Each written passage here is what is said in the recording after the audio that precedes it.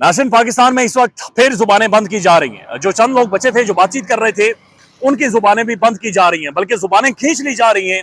ऐसा महसूस हो रहा है कि एक दफा फिर इस मुल्क के अंदर खामोशी करवाई जा रही है, एक दफा फिर खौफ का राज होगा और शायद कुछ बड़ा महसूस किया जा रहा है कि इस मुल्क के अंदर होने जा रहा है। अब ये सिर्फ मुख्तसर शेख रशीद अहमद साहब की वीडियो देखें। शेख रशीद अहमद 72 साल का पॉलिटिशियन, हम सब इनसे वाकिफ हैं, पाकिस्तान की जनरेशन शेख साहब के से वाकिफ हैं। इनका अंदाजे बयां, इनका सिगार सुलगाना, सिगार की कश लगाना, एक मखसूस किस्म का टोंट करना, तंज करना, एक बयानिया बनाना। लेकिन आज जब शेख साहब से नवाज शरीफ साहब के बारे में सवाल पूछा जाता है तो यही शेख रशीद अहमद सहम जाता है, यही शेख रशीद अहमद अपना मुंह चुरा लेता है, दूसरी तरफ मुंह करके वहां से निकल जाता है, वहां से भाग जाता है और नवाज शरीफ के ऊपर बातचीत नहीं करता। अंदाजा लगाइए कि ये शेख रशीद अहमद 40 दिन मंजर से गायब रहे, जिसे ये चिला कहते हैं। लेकिन आज अदालत में अपने इख्वा का इकरार भी इन्होंने किया है और साथ साथ रावलपिंडी पुलिस को अपने इस इख्वा का, 40 दिनों के इख्वा का, उन्होंने रावलपिंडी पुलिस को जिम्मेदार करार दिया है और फिर सबको फी सबीलिल्लाह माफ करने का ऐलान भी कर दिया है। तो शेख साहब एक तरफ इख्वा की बातचीत कर रहे हैं, दूसरी तरफ चिले की बातचीत कर रहे हैं, लेकिन शेख रशीद अहमद सहम गया है। शेख रशीद अहमद अब बात नहीं करता, शेख रशीद अहमद उस तरह से खुलकर सियासत नहीं कर रहा। और शेख रशीद अहमद माजी में जो तंज व मजाब आप देखते थे शेख रशीद अहमद का, एक अंदाजे बयां होता था, वो अंदाजे बयां शेख रशीद अहमद से छीन लिया गया है। तो ये नई बात नहीं है। एंकर इमरान रियाज खान, पाकिस्तान की सबसे बड़ी आवाज, हमने देखा है कि वो जो आवाज हर घर में, हर कान तक जाती थी, वही आवाज फिर एक टाइम पर हमने महसूस किया कि वो आवाज यानी लुकनत भरी आवाज है। वो आवाज जहां पर इमरान रियाज खान कई घंटे बोलता था और बगैर किसी एक भी किसी की रुकावट के बोलता था, आज इमरान रियाज खान पूरा एक सेंटेंस नहीं बोल पा रहा। ये आवाजें छीनी जा रही हैं। ये चेहरों की जो रंगत है ये देखें, ये एक्सप्रेशन आप देखें, ये एक्सप्रेशन से छीन लिया गया है। ये चीज बताती है कि पाकिस्तान के अंदर इस वक्त बोलना कितना ज्यादा मुश्किल है। इसी के साथ साथ एक और डेवलपमेंट है और सोशल मीडिया के जर्नलिस्ट हैं राना उजैर साहब, उन्हें और उनकी फैमिली को, उनके घर वालों को भी उठाया गया है।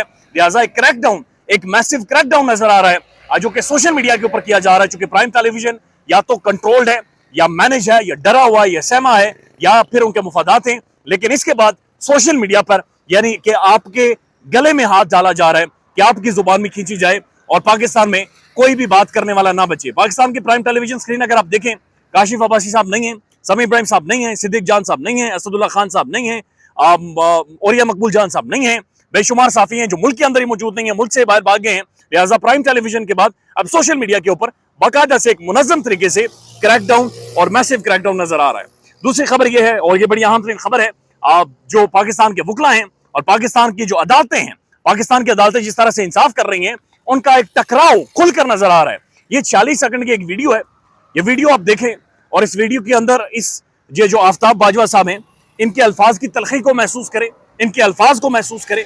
इससे आपको खुद ही अंदाजा हो जाएगा कि मामलात, अदालती मामलात और पीटीआई के मामलात और वकला के मामलात अब किस तरफ जा रहे हैं। जाते नहीं, आमर फरूख चीफ जस्टिस है, मार्किंग उसने खुद करनी होती है, खुद वो पिटिशनों को नंबर लगा के अपने पास रख लेता है।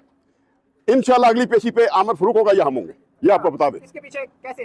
देखिए, हम अदालत का हिस्सा हैं, हम वकील जो है अदालत का हिस्सा है, अदालत में हमारे साथ चलना होता है।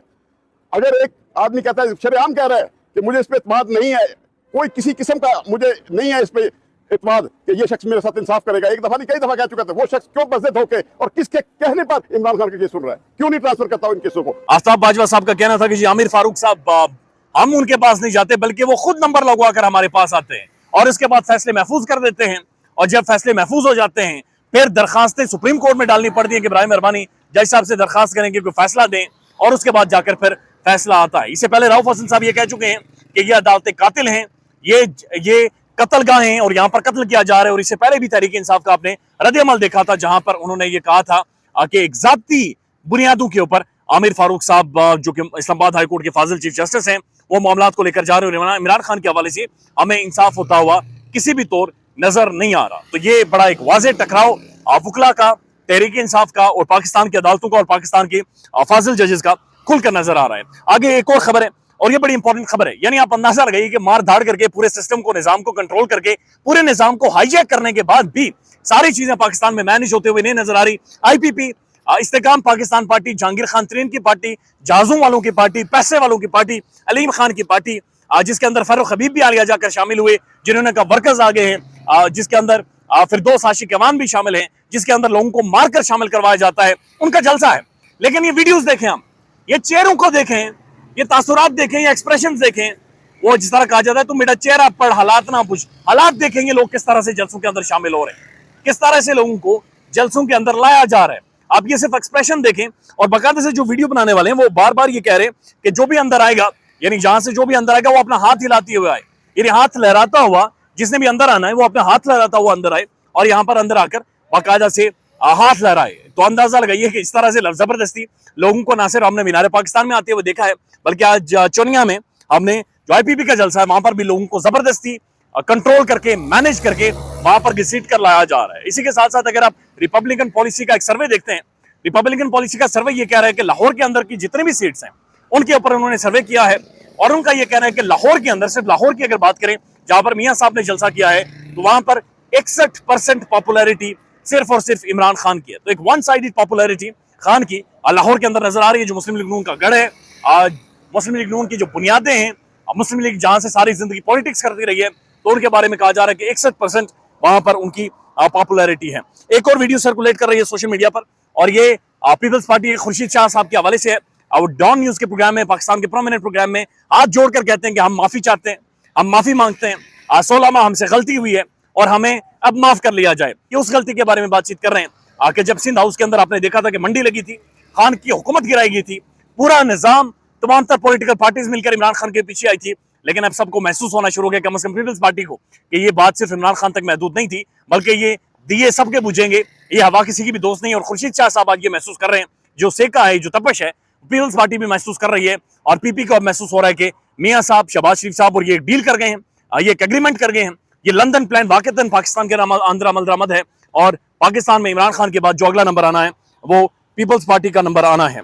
उसके साथ साथ जनाब कुछ क्रिकेट के हवाले से भी खबरें, और वो ये है कि पाकिस्तानी टीम एक तो वर्ल्ड कप के बड़े बहुत ज्यादा फंस गई है, लेकिन ये भी बताया जा रहा है कि बाबर आजम ने, राशिद लतीफ साहब ने बाकायदा से स्टेट टेलीविजन पर बैठकर ये कहा है कि बाबर आजम ने पिछले 2 दिनों में 5 से 6 दफा पाकिस्तान के क्रिकेट बोर्ड के चेयरमैन ज़का अशरफ साहब को मैसेजेस भेजे, पैगाम भेजे कि मुझसे बात करें, लेकिन उन्होंने कोई जवाब नहीं दिया।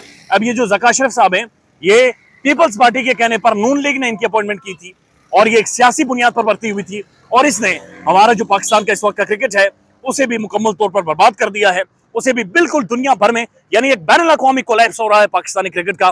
पाकिस्तानी क्रिकेट टीम बैनुल अक़वामी फोरम के ऊपर जाकर मजाक बन गई है।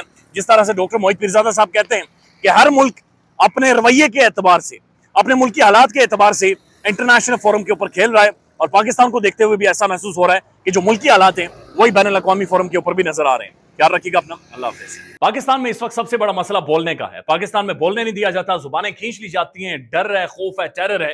पाकिस्तान का मीडिया मुकम्मल तौर पर कंट्रोल्ड है, वेल मैनेज्ड है, एक मैसिव सेंसरशिप है।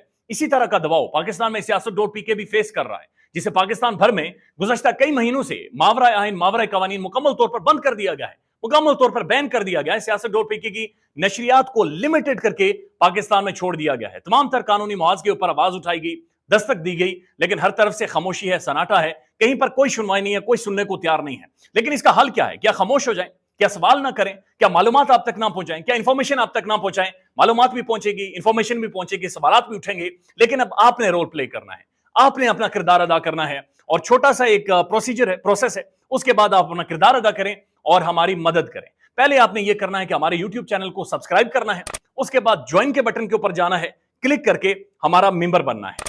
या फिर दूसरा ऑप्शन यह है कि आपने वीडियो की डिस्क्रिप्शन में जाना है, वहां पर पैट्रियन का लिंक मौजूद होगा, उस लिंक के ऊपर क्लिक करें और हमें सपोर्ट करें, हमारा हिस्सा बने, हमारी ताकत बने।